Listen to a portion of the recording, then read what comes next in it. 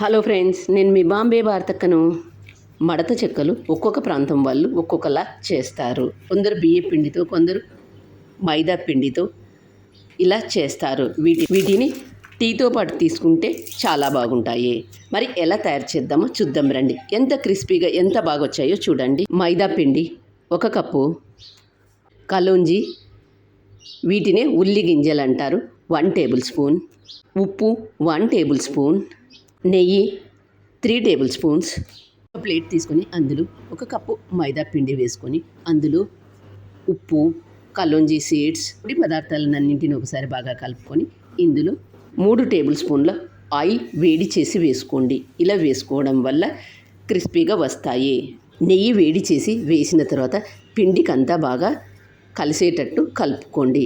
పిండినంతా బాగా కలుపుకున్న తర్వాత నీళ్ళు కొద్దిగా వేసుకుంటూ కలుపుకోండి. పిండి మరీ లూజుగా కాను మరీ గట్టిగా కాను కలుపుకోవద్దు. సెమీ సాఫ్ట్గా కలుపుకోండి. ఇలా బాగా కలుపుకున్న పిండిని ఒక 15 నిమిషాలు పక్కన పెట్టండి. మూత మూసి 15 నిమిషాలు పక్కన పెట్టండి. 15 నిమిషాల తర్వాత మూత తీసి పిండిని మరొకసారి అంతా బాగా కలుపుకోండి. ఇలా బాగా కలుపుకున్న తర్వాత చిన్న ఉండల్లాగా చేసుకోండి.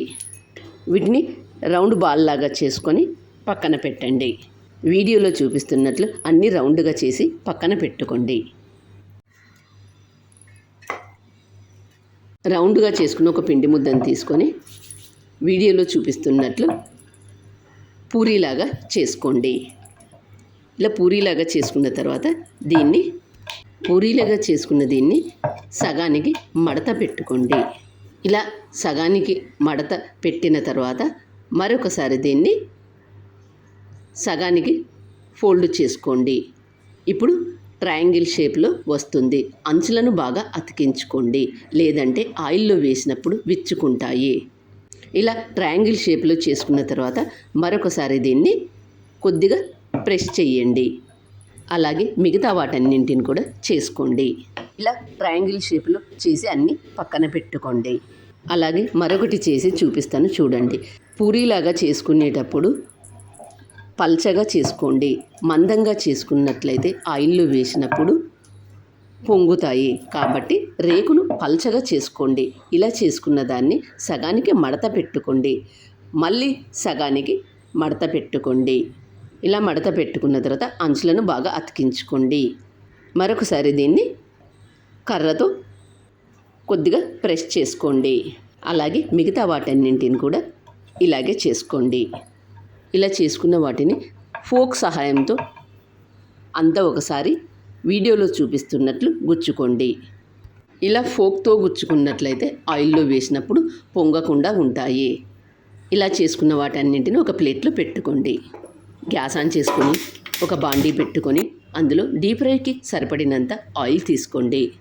ఆయిల్ బాగా వేడైన తర్వాత ముందుగా మనం చేసుకున్న వాటిని ఒక్కొక్కటిగా అందులో వేసుకొని మంటను మీడియం హీటులో పెట్టుకొని కాల్చుకోండి.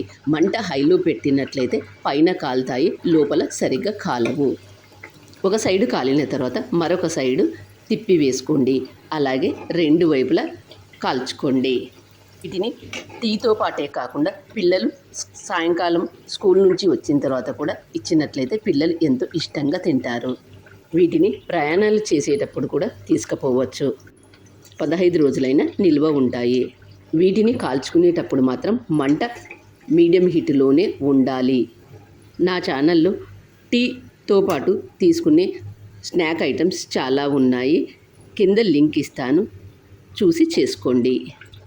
మీరు కూడా ఈ మడత చెక్కలను తప్పక ట్రై చేయండి. మరి మీకు ఎలా వచ్చాయో నాకు కామెంట్ చేసి చెప్పండి.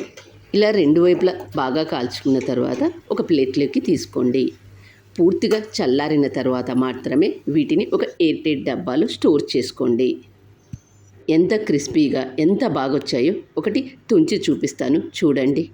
లేయర్స్ చూడండి ఎంత బాగొచ్చాయో. ఇలా వచ్చినట్లయితే బాగా క్రిస్పీగా వస్తాయి. మీరు కూడా తప్పక ట్రై చేయండి. మరి మీకు ఎలా వచ్చాయో నాకు కామెంట్ చేసి చెప్పండి. Thank you for watching.